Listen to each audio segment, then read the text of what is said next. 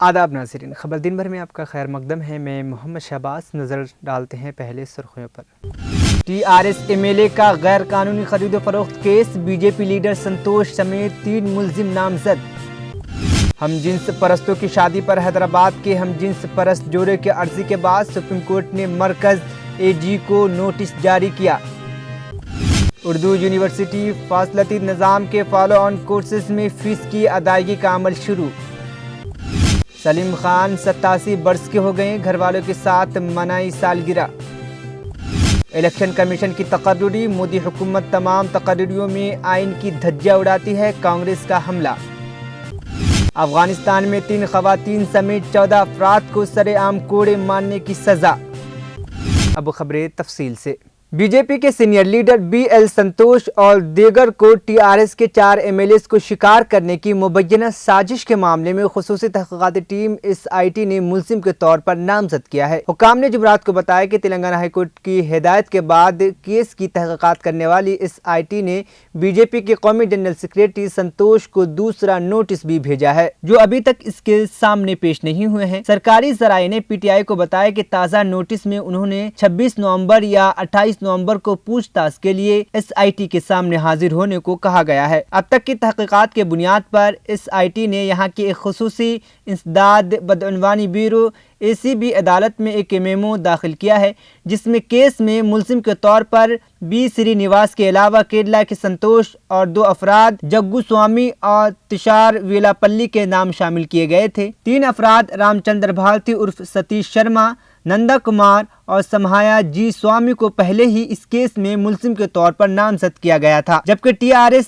کے M L A pilot Rohit Reddy نے ان کے خلاف 26 اکتوبر کو شکایت درج کرائی تھی۔ ایف آئی آر کاپی کے مطابق روہت ریڈی نے الزام لگایا تھا کہ ملزم نے انہیں 100 کروڑ روپے کی پیشکش کی اور اس کے بدلے میں رکن اسمبلی کو ٹی آر ایس چھوڑ کر اگلے اسمبلی انتخابات میں بی جے پی کے امیدوار کے طور پر مقابلہ کرنا پڑتا۔ تلنگانہ ہائی کورٹ نے بدھ کے روز ایس آئی ٹی کو ہدایت دی کہ وہ سنتوش کو باضابطہ فوجداری کے سیکشن 41A کے تحت سنتوش کو دوبارہ نوٹس بھیجے۔ اس سے پہلے تلنگانہ ایس آئی ٹی نے سنتوش اور کیرلا کے 2 افراد کو 21 نومبر کو پوچھ تاچھ کے لیے اس کے سامنے حاضر ہونے کی نوٹس جاری کیے تھے، تاہم وہ جانچ پینل کے سامنے نہیں آئے۔ سری نواس، جنہیں ایس آئی ٹی نے بھی طلب کیا تھا، وہ اس کے سامنے پیش ہوئے تھے۔ تلنگانہ حکومت نے 9 نومبر کو ایم ایل اے کی مبینہ غیر قانونی خرید و فروخت کی تحقیقات کے لیے 7 رکنی ایس آئی ٹی کے قیام کا حکم دیا تھا۔ تلنگانہ قانون ساز اسمبلی کا اجلاس ماہ دسمبر میں منعقد ہوگا۔ چیف منسٹر کے چندر شیکھر راؤ نے یہ فیصلہ کیا ہے۔ امکان ہے کہ یہ اجلاس قریب 1 ہفتے تک جاری رہے گا۔ اجلاس میں ریاست کی معاشی صورتحال اور مرکز کی پابندیوں پر مباحث ہوں گے۔ وزیر اعلیٰ کے چندر شیکھر راؤ نے کہا کہ مرکز کی پابندیوں کی وجہ سے مالی سال 2022 اور 23 کے دوران تلنگانہ کی آمدنی میں 40 کروڑ روپے سے زیادہ کی کمی آئے گی۔ اپنی وسیع اپلیکیشنز اور تجارتی قدر کے پیش نظر تلنگانہ حکومت نے اگلے 3 سالوں میں ریاست میں 20 لاکھ ہیکٹر کو تیل کی کھجور کی کاشت کے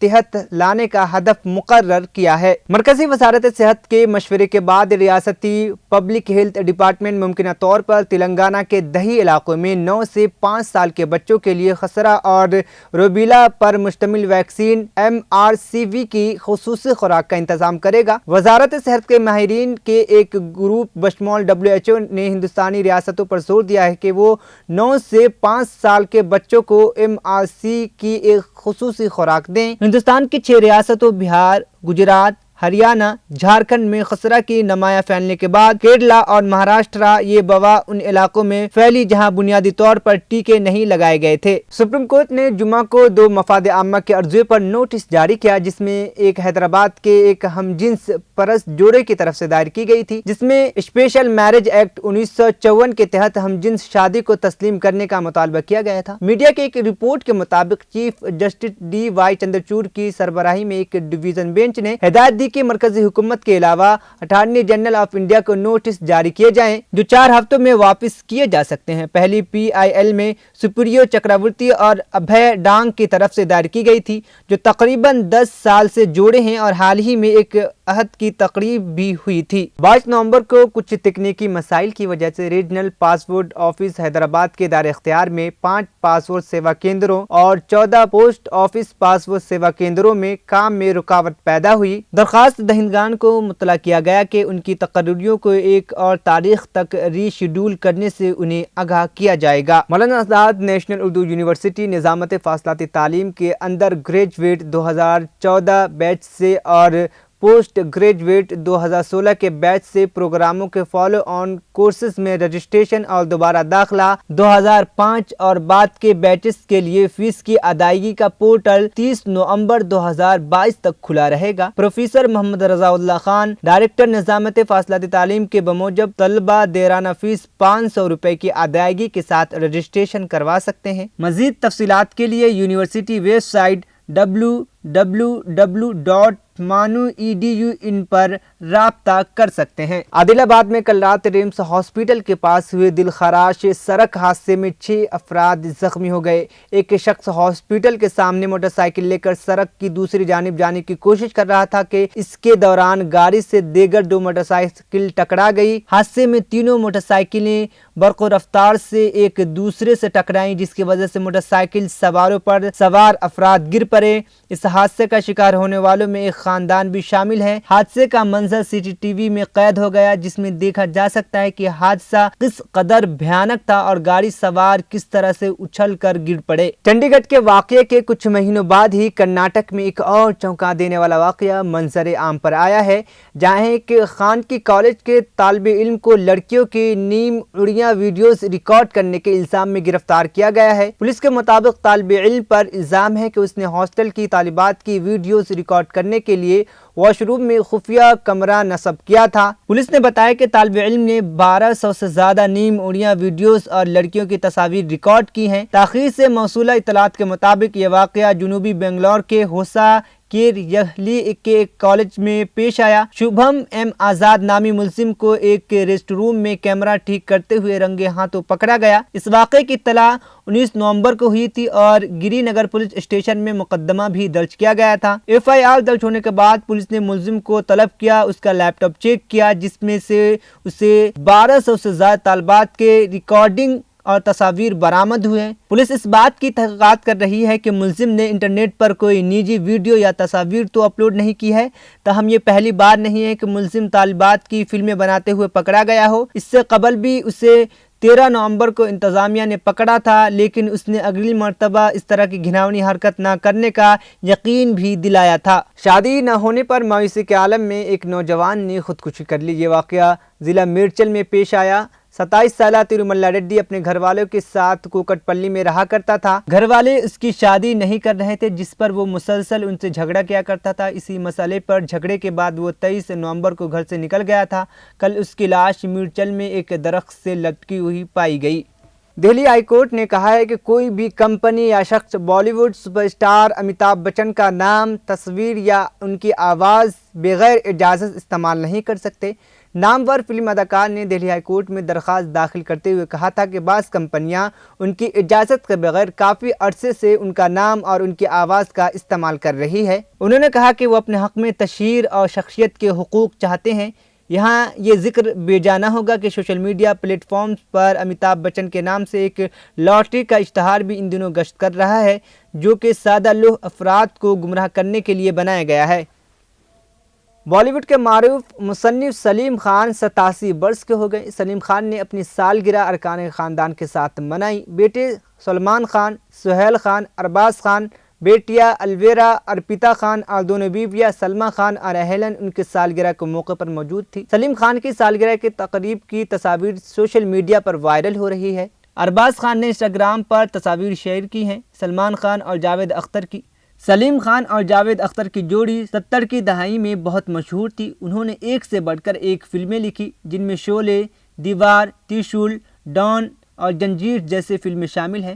تاہم سال 1982 میں سلیم اور جاوید الگ ہو گئے۔ اس کے بعد سلیم خان نے لکھنا کم کر دیا تھا۔ اس کے بعد انہوں نے مہیش بھٹ کی فلم 1986 میں بنی فلم نام لکھی تھی، جو ان کی آخری فلم تھی۔ ہندوستانی اسٹاک مارکیٹ جمعے کو 25 نومبر کو اضافے کے ساتھ کھلی۔ ہفتے کے آخری تجارتی دن دونوں بڑے بینچز مارک انڈیکس سینسیکس اور نفٹی نے سست شروعات کی۔ تجارتی سیشن کے آغاز میں سینسیکس 101.03 پوائنٹس گر کر 17,16,562 تک پہنچ گیا۔ اسی وقت نفٹی 24.20 پوائنٹس کے نقصان کے ساتھ 18,04,59,090 پر کھلا۔ آج کی تجارتی سیشن کا آغاز سرخ رنگ کے ساتھ ہوا کیونکہ ایشیائی منڈیوں میں سست روی کی وجہ سے سرمایہ کاروں کا رویہ بدل گیا۔ آج بازار کھلتے ہی سرمایہ کاروں کی خرید و فروخت دیکھنے میں آئی۔ کانگریس نے وزیر اعظم نریندر مودی پر حملہ کرتے ہوئے الزام لگایا کہ ان کی طرف سے کی گئی تمام تقرریوں اور فیصلوں میں آئین کی خلاف ورزی کی جا رہی ہے۔ سپریم کورٹ کی جانب سے الیکشن کمشنر کے طور پر ارون گوئل کی تقرری میں جلد بازی پر سوال اٹھاتے ہوئے کانگریس کی میڈیا سربراہ اور ترجمان پون کھیرا نے جمعرات کو مرکز پر سخت حملہ کیا۔ سپریم کورٹ نے جمعرات کو الیکشن کمیشن آف انڈیا میں ارون گوئل کی الیکشن کمشنر کے طور پر تقرری میں جلد بازی پر سوال اٹھایا۔ اس معاملے کو لے کر کانگریس لیڈر پون کھیرا نے ٹویٹ کیا کہ یہ کوئی نئی بات نہیں ہے کہ وزیر اعظم کے فیصلے مشاورت کے بغیر ہوتے ہیں۔ پون کھیرا نے ایک ٹویٹ میں لکھا، سپریم کورٹ نے کہا کہ نئی چیف الیکشن کمشنر کی تقرری جلد بازی میں کی گئی، یہ کوئی نئی بات نہیں ہے۔ وزیر اعظم مودی تقریباً تمام فیصلے اور ان کی طرف سے کی گئی تقرریوں میں جمہوری عمل اور آئین کی خلاف ورزی کی جاتی رہی ہے۔ غور طلب کی بات یہ ہے کہ الیکشن کمیشن میں الیکشن کمشنر کے طور پر ارون گوئل کی تقرری کا معاملہ سپریم کورٹ میں ہے اور اس تقرری پر لگاتار سوالات بھی اٹھ رہے ہیں۔ گزشتہ روز سپریم کورٹ نے حکومت سے سوال کیا تھا کہ تقرری اس قدر برق رفتار سے کیوں کی گئی ہے۔ عام آدمی پارٹی کے ایک رہنما جمعرات کو مغربی دہلی کے راجوری گارڈن میں ان کی رہائش گاہ پر مردہ پائے گئے۔ پھر کیا تھا، سیاست شروع ہو گئی۔ بی جے پی نے حملہ کرتے ہوئے اس معاملے کی مکمل طور پر تحقیقات کا مطالبہ کر دیا۔ وہیں دہلی کے وزیر اعلیٰ اروند کیجریوال نے ان کی موت پر افسوس کا اظہار کیا۔ پولیس نے بتایا کہ اس شخص کی لاش، جس کی شناخت 55 سالہ سندیپ بھردواج کے طور پر ہوئی ہے، ان کی رہائش گاہ پر لٹکی ہوئی پائی گئی تھی۔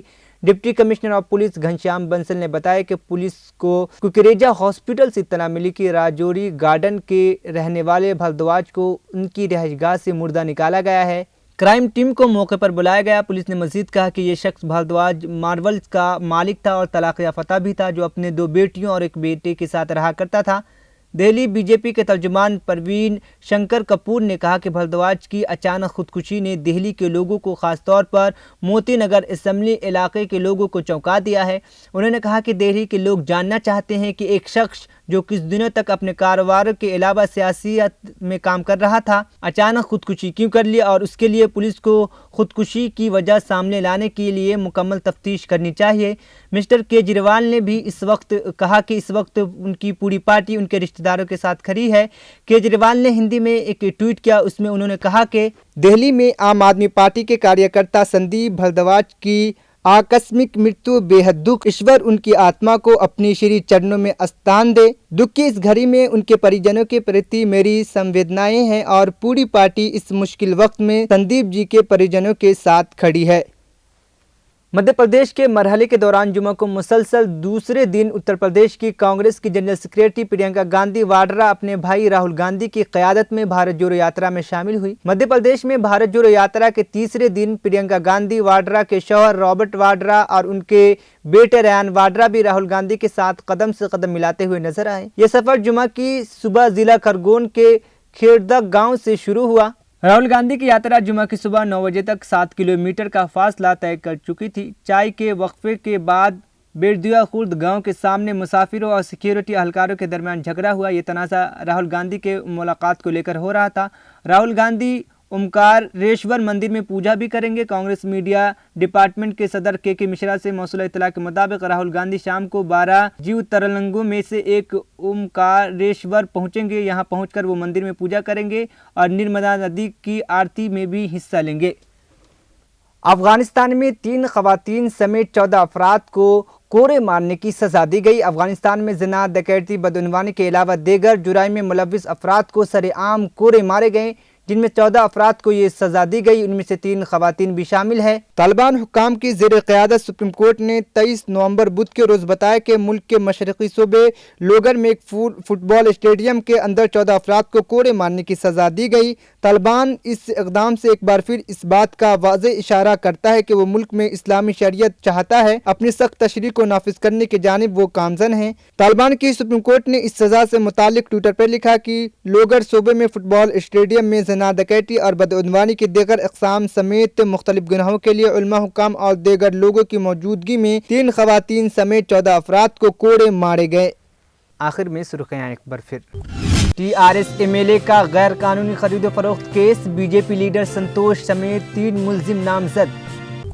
ہم جنس پرستوں کی شادی پر حیدرآباد کے ہم جنس پرست جوڑے کی عرضی کے بعد سپریم کورٹ نے مرکز اے جی کو نوٹس جاری کیا۔ اردو یونیورسٹی فاصلاتی نظام کے فالو آن کورسز میں فیس کی ادائیگی کا عمل شروع۔